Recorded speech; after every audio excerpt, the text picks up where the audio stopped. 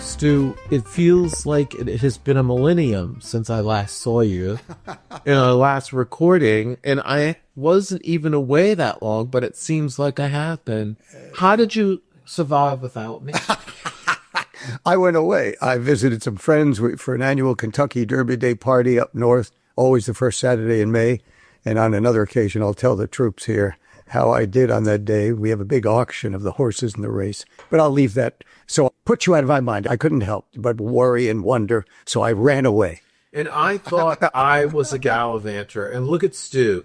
Last night it's coming up from the elevator, and he's out drinking and partying on the roof of our building at 9 a.m. like a wild. Maybe. PM. Sorry, wrong time. I'm all kibbutz. I don't know. No, you know. That was an old buddy, a fraternity brother from college, and he comes in from Colorado once in a while, and for a number of reasons, we get together in the last couple of years. We get together when he comes in and go to dinner, and I was the only one having a drink. I said, you got to go to the roof. It's a beautiful night. Well, then I could see that you smelled of liquor, I'm going to say. That'd be like my mother when I came from my... And I doubt that. I had one beer at the restaurant, and I had the drink in my hand that I hadn't tasted. I think you're... Please, it was emptied. No, that's all there was. No, give me a break. That's all there was. I don't drink a lot. Wow. All right, anyway, get away. They don't want to hear about all this. I want to hear about it, though. That's why I'm bringing it up. And I leave you to your own devices, and this is what happens. You know, I was in Mexico City. I had mentioned this to you, Stu. And, you know, I was had some trepidations about going because you read about how Mexico is a narco state. It's dangerous. It's corrupt, blah, blah, blah. Well, I don't know where these stories come from. Maybe they come from the MAGA propaganda machine, because Mexico City was cleaner than New York. It is greener than New York. There are parks. Yes, it's beautiful. It's a city of 22 million people, so it's very enormous. There's a lot of traffic. They have not imposed congestion pricing like our hapless governor, Kathy Hochul, who hopefully will be defeated soundly, but I doubt it. And also, culturally speaking, there's a lot there, a lot of wonderful museums. There's the ruins outside of Mexico City, a lot of history, good restaurants, and interestingly enough, a lot of Americans had moved there, and they've kind of taken over these certain types of neighborhoods that you would describe like the equivalent of like Williamsburg or whatever, and they've made them like kind of bohemian, hippie-ish. And a lot of the Mexicans resent them because they don't intermingle and less. But what do you expect out of these hapless generation, whatever the hell they are, brats? But this whole notion that Mexico is not a place to visit is unsafe. They should come to New York. We had a lot of visitors here, but in Mexico City, I don't see people shooting up drugs on the street. I don't see homeless people like threatening people, mentally insane. Yeah. It's taken care of in a way that is much better than here. And, you know, at least we'll soon have Mario Cuomo or whatever, not Mario, the son of Mario, taking over this city. Andrew. Yeah. And, you know, pinching the asses of all his age, you know. But anyway, that all said, I have never been less optimistic, less proud to be an American. Hug, I understand. But let's get to the next issue. All right. And because I know these are issues that are passionate, invoke passion and fire in the otherwise temperate. I know. I'll tell you this little quick story. I'm a supporter of the Audubon Society. I believe in what they do. I'm not good at bird watching, but I love it. And I'm a good supporter. I was invited to a luncheon to be for a woman. It's usually for a woman, this particular luncheon, once a year, a woman who has done great things for the environment more broadly than just birds.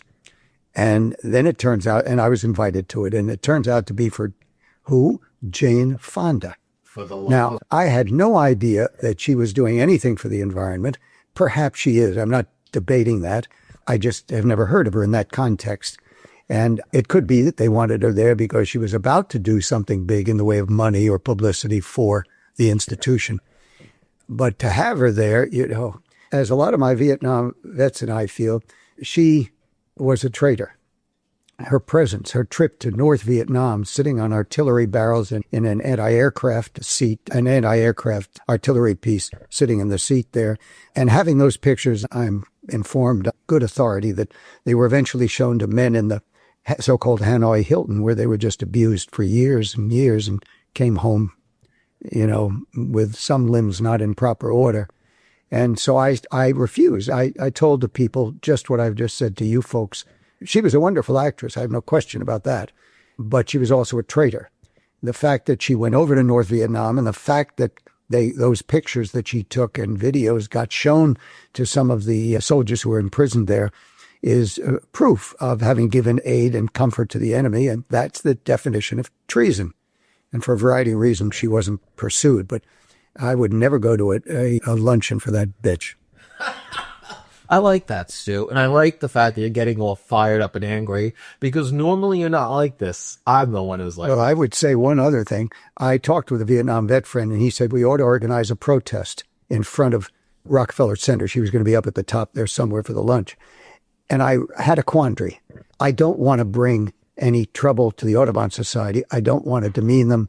I don't want to cause them a problem. And I struggled with that, and I decided, no, I couldn't participate. It never went forward. No one ever wanted to do it. But well, yeah, because everyone. But truthfully, Stu, I would have loved it. I would have liked it. You could have thrown rocks at her and tomatoes. But at the end of the day, she has been involved. She grandstands about the environment the same way she did about... Oh, I just never heard it. Okay. I knew that. I mean, hopefully she'll be like Daryl Hannah and like go up in a tree and then come out. You know how they had to pull her out of a tree because she was trying to save trees in the park. Okay. Yeah, but in Jane's case, she's so old she might fall from the tree and die.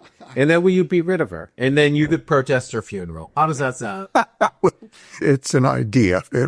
Well, if there's anything that brings people together, Stu, it is hatred, and I share your hatred for this dirty bag, Hollywood, nepo, slut, communist, traitor, bitch, living in a $7 million mansion. Well, now, I also have something that's related to veterans that I wanted to talk about, and it's the fact that Trump, in his wisdom earlier this week, said he wanted to rename Veterans Day. He wanted to call it Victory Day for World War I. Well, there was immediate negative feedback. And here's what some of the veterans and legislators said about his proposal. And I've seen and read them, and some of them are just powerful. One, this day isn't just about military victories. It's about honoring the courage, sacrifice, and service of all who wore the uniform. To overlook that, especially after the 50th anniversary of the Vietnam War, is not only tone deaf, it's a disgrace. Our veterans, I'm getting goosebumps, our veterans stood for America's mission under the hardest of circumstances and often at great personal cost.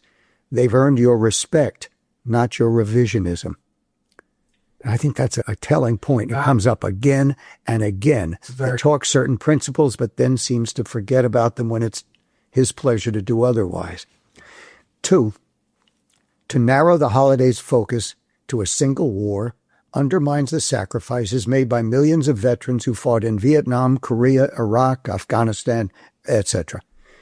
This day belongs to every service member, past, present, and future, not to anyone and not to any one conflict or political narrative. And that's so true.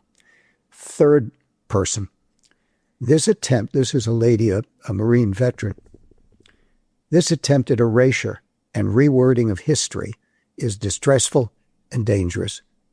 Veterans Day belonged to those who serve, not to the politicians. That's so obvious. It's been so obvious to many other legislators who never try to take the day away or get publicity on that day, but not to this man. And the 4th one, I am insulted and offended. But no, nothing surprises me about this guy, this Special Forces guy said. And I say this, had Trump been a veteran, perhaps he would feel differently. But his father's tenant, a podiatrist, said Donald had bone spurs. So precious Donald went on with his life without bothering about military service. And I leave you with one question, David. Yes. I don't know. Yeah, okay. Does Trump ever say he's wrong? Of course he doesn't. And first of all, why was there even a need to rename to rename Veterans Day? It's like a totally unnecessary thing.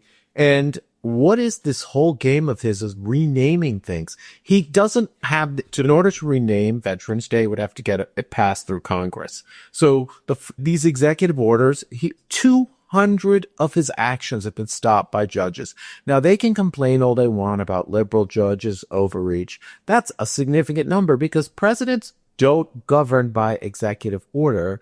They govern by going to Congress, getting stuff passed, and he's been failed at doing so. He had 100 days have passed, Stu, and not a goddamn thing has been done, except a bunch of bluster and confident people in his cabinet and the rest. In the Veterans Day thing, and you are aptly pointing out, this guy was a pussy who ran away from service, and now he wants to act like there should be some military parade for him. And this is the same guy who said John McCain was not a hero. I almost can tear at that. What nerve, what audacity for him to say that, man. Trump said, heroes are people who escape. What the hell is he talking about? He doesn't know what he's talking about. He's a terrible person. That's the bottom line. Regardless of your political viewpoints, he is a rotten, rotten person, and he does not belong in the White House. He is a disgrace and an embarrassment, and the failures that he is accomplishing are notable. But I will mention one thing, Stu. He did sign an executive order, and he renamed Columbus Day, and said that's what it should be called from now on.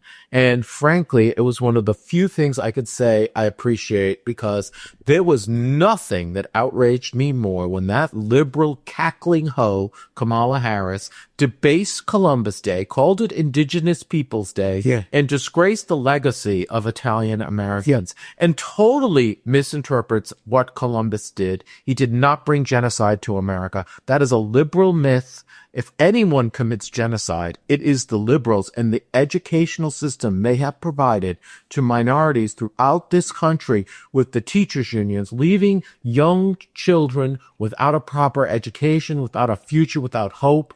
They are disgusting people. He took some action to eliminate a renaming a few months ago when he got into office. Was not McKinley, right? No, perhaps no. I'm thinking of 2 military posts. Yeah. And it was 2 posts that I had been at. I had served at this place called Fort Jackson in Columbia, South Carolina, and Fort Gordon in Augusta, Georgia. Those have been changed to some other names. He brought those back to Fort Jackson and Fort Gordon. So here he is bringing back the original name, but now wanting to change other names. I mean, it's only when it's convenient and it suits some strange need. It's disgusting. And frankly, all his talk, there's been no deal on the Panama Canal. Greenland remains part of Denmark, or sovereign. Yeah. Ukraine has not been resolved.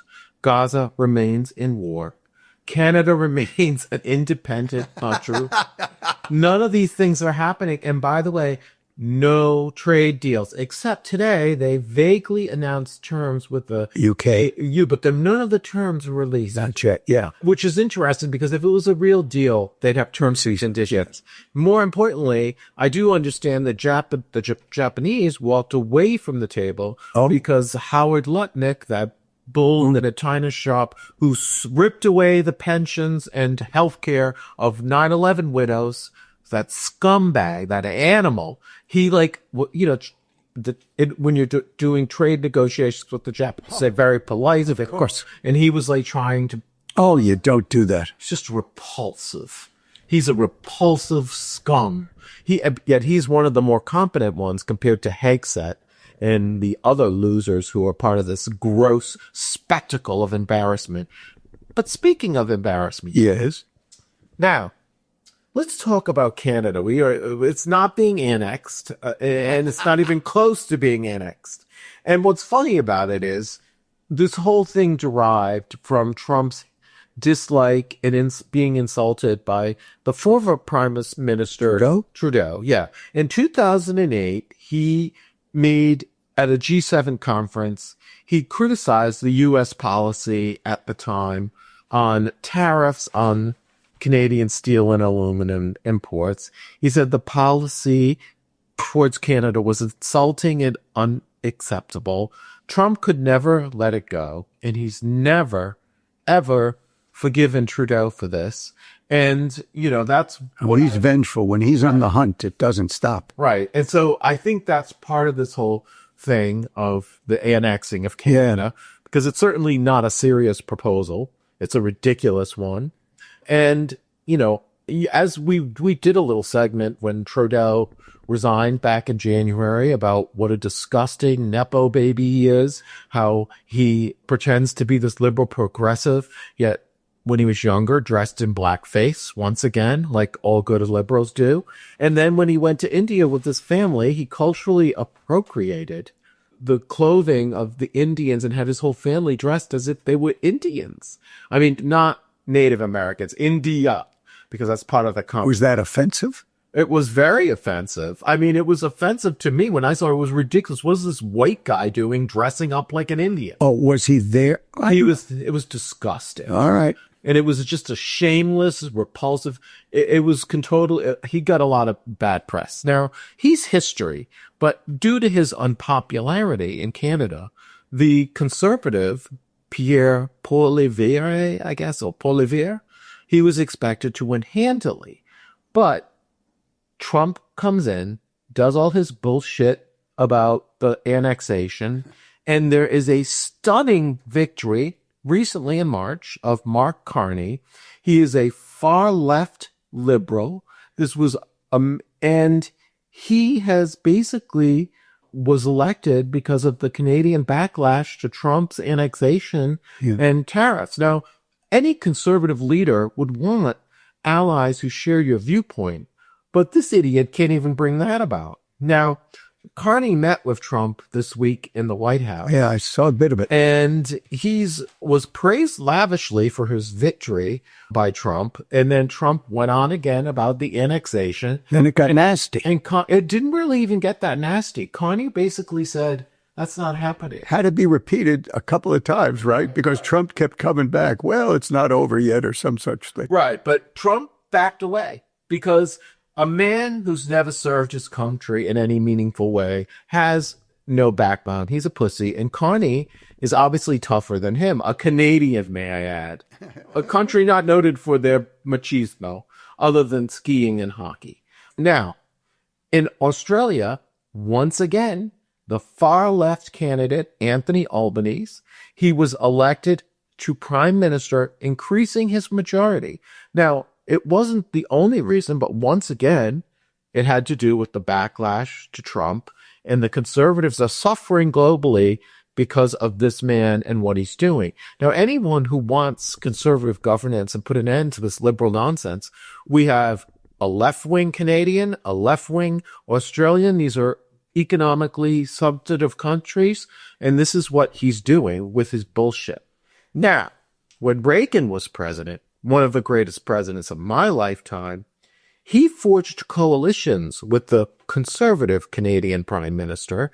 I think his name was Brian Mulroney. Oh, yes. He also forged a coalition with Margaret Thatcher and another great conservative. He didn't bring her election. She was elected before him.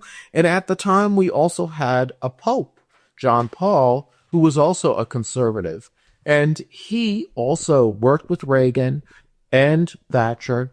And this is how this triad helped bring the end of the Soviet evil empire. And it was an evil empire, despite what Bernie Sanders may have to say about it.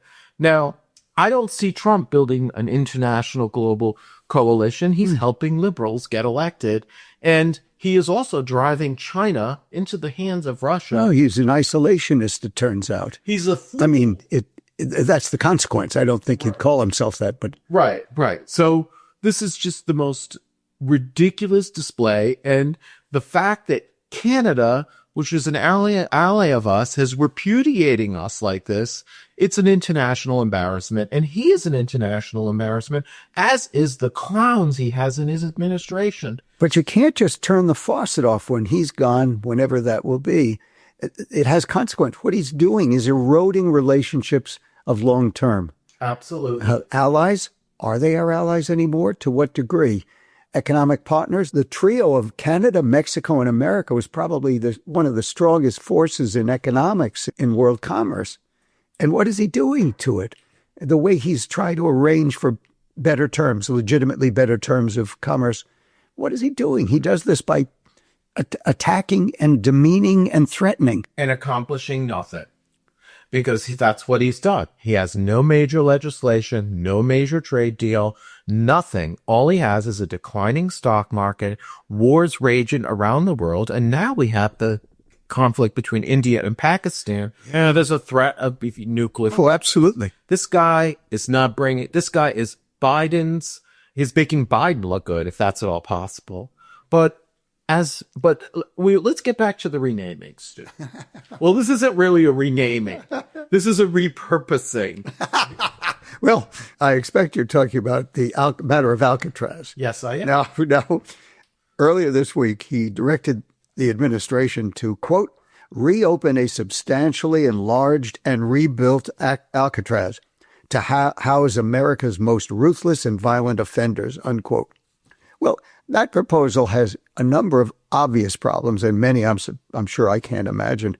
First, it's a huge draw for San Francisco, a huge tourist draw. They draw almost 1.5 million people a year. That means a lot to the San Francisco economy. And you can't be just oblivious to this.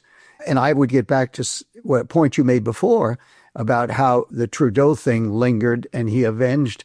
Well, he is no fan of the politicians in California, a number of them, and I wouldn't be surprised if it gave him particular glee when he thought about this. I can't prove it, of course, but it would be consistent with his activities elsewhere. I wouldn't be surprised. Yeah. Now, second point, Alcatraz is a historical landmark. It was designated as such in 1986, and to have that designation, you're obligated to maintain its historical appearance and character. Now, you can't destroy the old building or even repair it, which it couldn't be simply repaired. I visited there in millions. Right, it's a ruins part. It's a ruins, and it's got other, you'll wait and see this happen. There are other, I'll call them archaeological matters below it from prior use, and that'll come up if anyone starts to tinker with the whole thing. Okay. And then it was shut down in 1963 as a prison because its isolated position made it too expensive to operate. One estimate said it was 3 times costlier to run that place than any other federal penitentiary. No sewer systems, no running water, only partial electrical service. All supplies and equipment had to be brought in by boat, including 1 million gallons of water per week. Now, that problem isn't going to disappear. It's a little island off the coast of San Francisco. It's just the whole idea. Think of the word money. Well, let me just interrupt you briefly. Yeah. Those MAGA buffoons on Fox News, our technology is improved and we can really make this better. But the question is why? Yeah. Why there? Why not find another place? No, that is, and there is such a place. There already is such a place. And if you're talking about efficiency and saving money, which is supposed to be Doge and all this other stuff, you'd say, wait a minute, we have a Supermax facility in Florence, Colorado. It exists. And it's isolated, intentionally so. You're not going to, I'll get to that in a moment, but it's isolated and it's Spartan, we'll say. There's going to be camp fed. And some of the guys who are in residence there, you know the name Richard Reed? That name, he's a traitor, right? A shoe bomber. He was the guy in the plane, the shoe bomber. He's there resting. And do you recognize Ramzi Youssef? Another bomber. That was the World Trade Center bomber.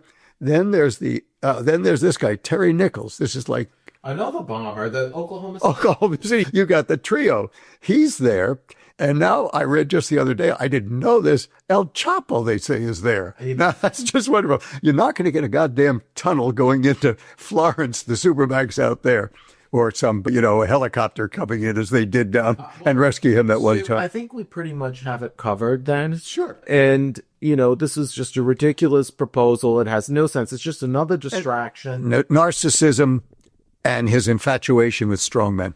Well, I'm surprised he hasn't pardoned some of those scumbags like he did with the 1-6ers, because he doesn't seem to care about violent felons when they're doing his dirty work. It's just the people who aren't doing his dirty work, like immigrant children whose parents came here illegally.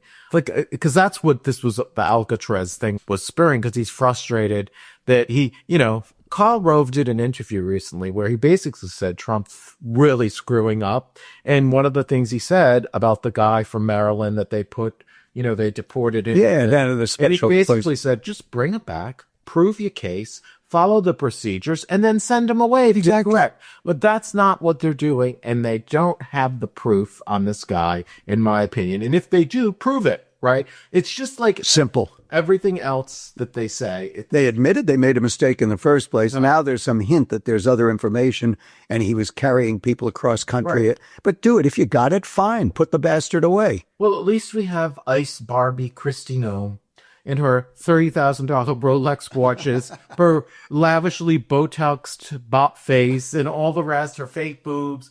No, wait a minute. How do you know about that? Oh, come on, look at her.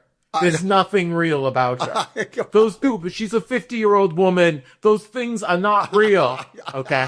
And she's also having an affair with Corey Lewandowski, although that they deny it. She killed her dog. Who was he? He was the press secretary or what?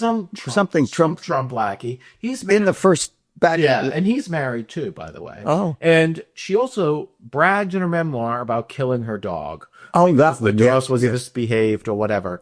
I would say she's pretty misbehaved and incompetent, and we don't need Ice Barbie who could go to the Met Ball running our Homeland Security. We need a serious person. She's not serious. But I do wonder how she could even afford a $30,000 Rolex watch. She was the governor of South Dakota or something like that. Where did she get the money? Follow the money. Yeah, is that... Well, Stu, what a mess. Yes, and it's not getting better. 100 days of garbage.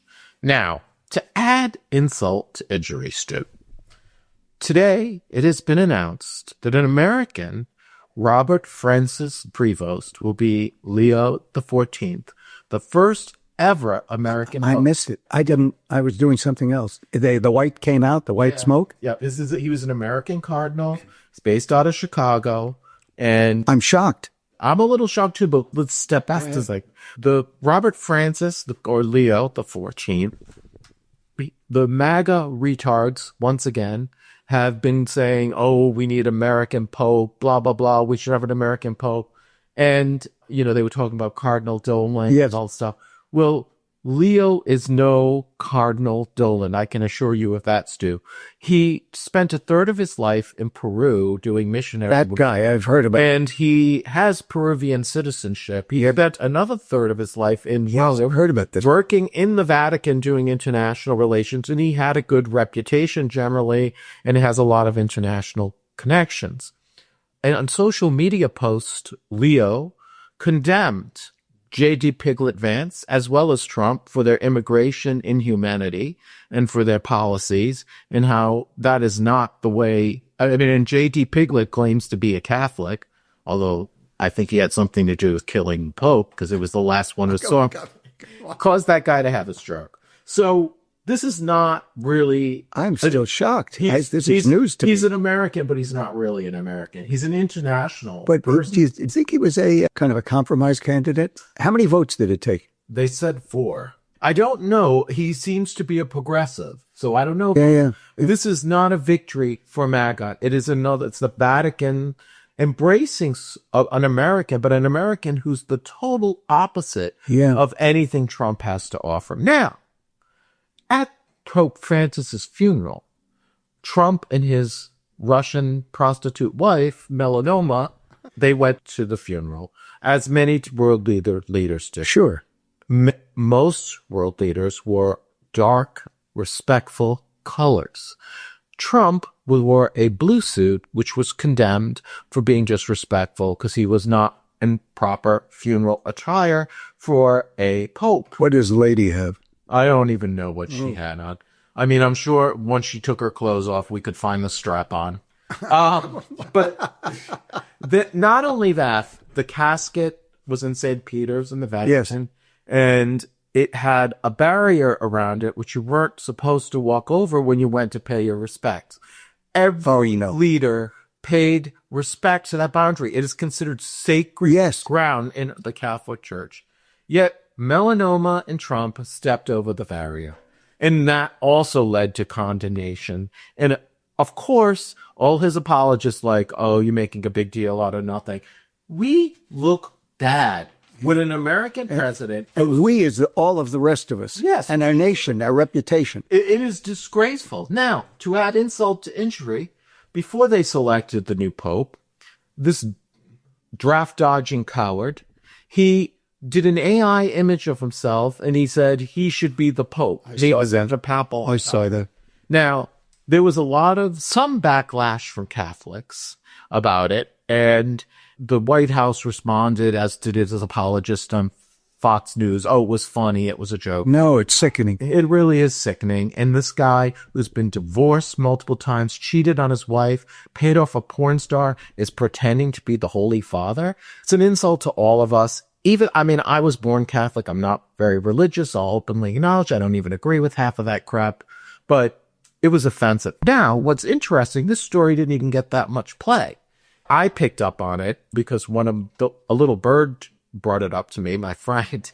And then she raised this point, and she's right. If he had dressed as Martin Luther King, Muhammad, or something like that, the liberal media would have had this splashed on the front page of every paper condemning his bigotry and all the rest of it. But when he does it to Catholics, they don't care. Because one thing liberals hate is a competing form of mind control. And the Catholic Church has always been viewed negatively by liberal elites, and condescendingly because of the positions on abortion, birth control, and homosexuality. And this is another example. Now, I would say the Catholic Church doesn't preach violence and doesn't have a word of violence in its teachings. Some might say other things about Islam or Islamic religion.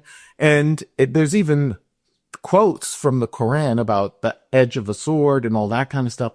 And it's been used for violent activities. Now, so at the end of the day, if you say one thing about a Muslim, by the way, I don't have any problem with what people practice. Yeah. I'm just making the point that the liberals go out of their way to downplay Catholic bigotry because they are Catholic bigots.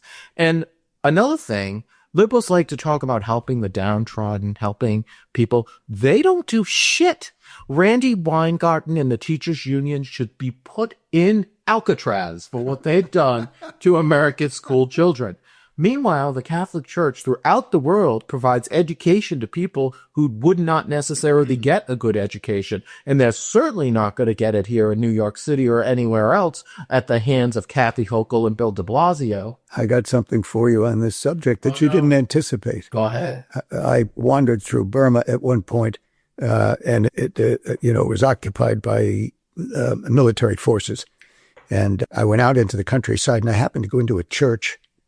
And outside were a lot of soldiers with automatic weapons, and they had stopped that church had been set up by Italians some 50 or 60 years ago or 100 years ago in Burma, but the military had disallowed continued Catholic education in that country. I don't know where all that stands now. I'm sure it's not much better, but all of a sudden I was thinking of that there were the Catholics starting something in the middle of...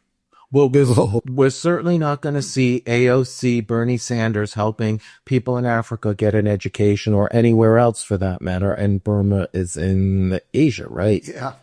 I can't even keep track. Okay, but at the end of the day... Cambodia, Burma, right. Laos.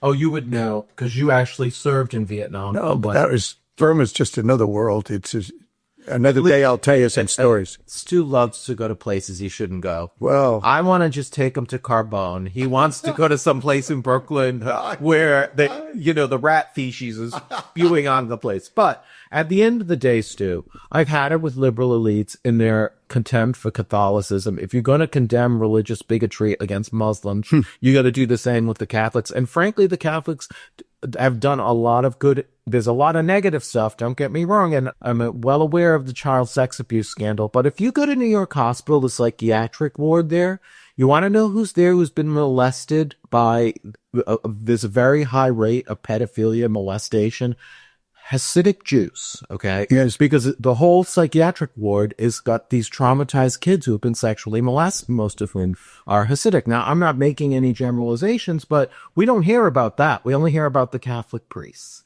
And that is because liberals hate anything that competes with them. And Catholicism does, because many of the tenets of Catholicism are similar to liberalism. It's just the Catholics are way more successful in bringing about positive results. Liberals don't bring positive results. They brought us what's happening here in New York City. They brought us what's happening in Chicago, which is a disaster.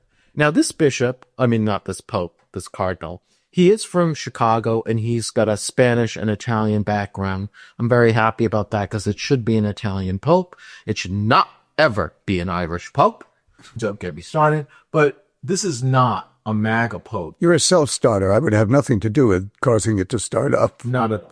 This is not a MAGA pope. This is a very little... Well, Godspeed.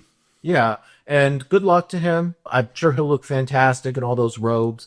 I could never wear stuff like that. I get too hot, and it's hot. And it's also hot in Rome anyway, particularly in the summer. Yeah, it's a problem of clothing, isn't it? Yeah, but this pope is a lot like Francis. He lives a very modest life. He is not into the lavish display. I'm still stunned, but I'm hopeful that this will work out well.